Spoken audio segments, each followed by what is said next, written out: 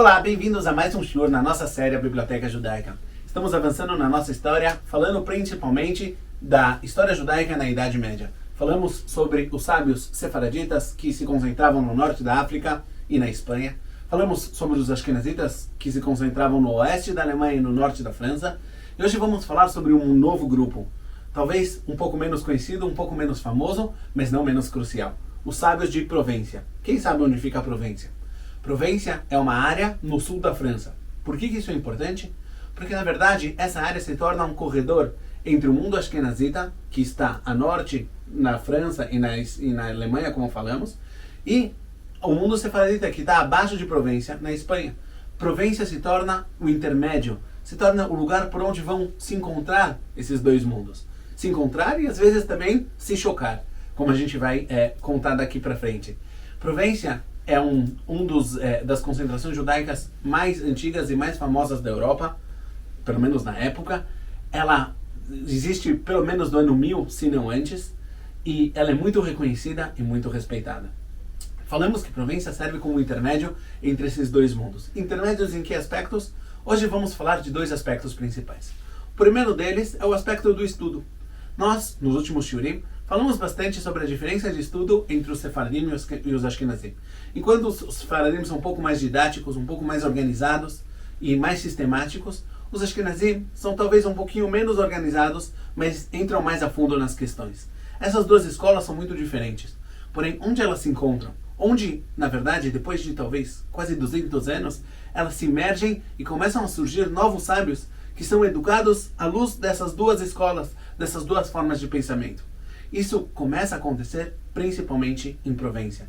Em Provença, os sábios que vêm de Provença, ou aqueles que vêm do norte da Espanha, de Barcelona, de Gerona, e muitos dos sábios, na verdade, se mudaram para a área do norte da Espanha e para a França com a invasão dos Almohadim, um grupo muçulmano radical que invade a Espanha, o sul da Espanha, e conquista o sul da Espanha e torna a vida judaica lá impossível de se manter.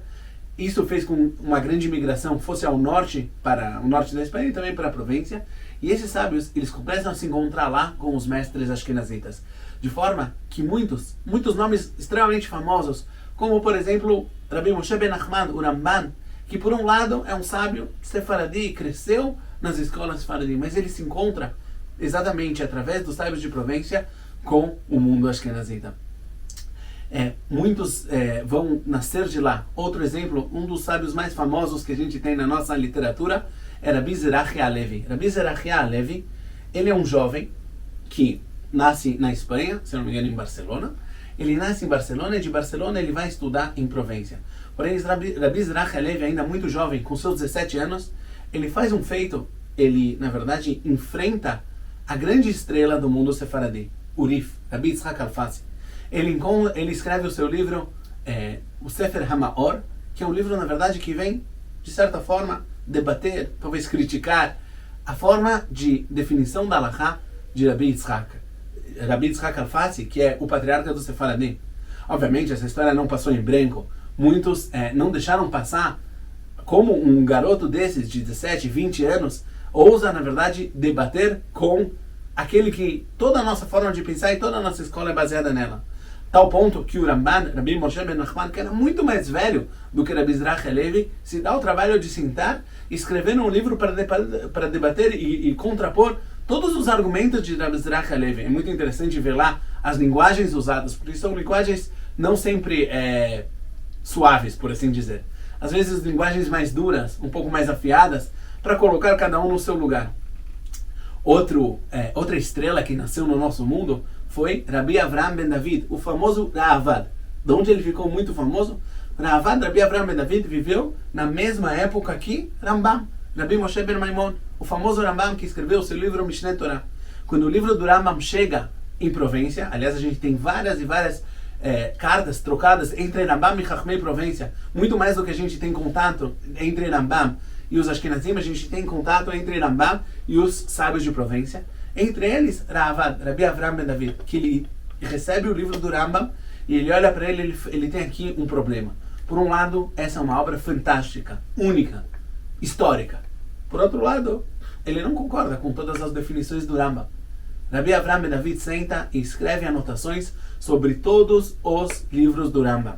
O Ravad, conhecido como, entre os Ashkenazim, Uraived, ele escreve anotações de rodapé em cada uma das halachot onde ele acha que o Rambam não tem razão.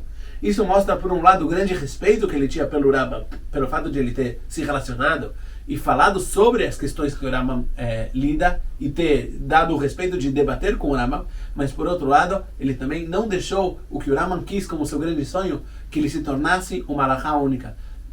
Esse é mais um dos exemplos da forma de estudo tão profunda e tão nova e renovadora que existia em Chachmei Provência. Uma segunda questão que ocupou muito os sábios de Provência foi o choque entre as culturas.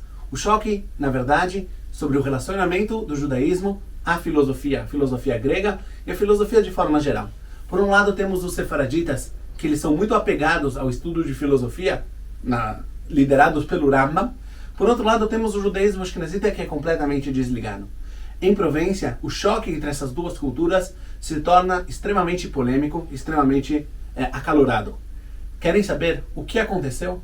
Como lideram e como definiram qual vai ser, talvez, a relação do judaísmo para todas as gerações à filosofia? Fiquem conosco para o nosso próximo shiur.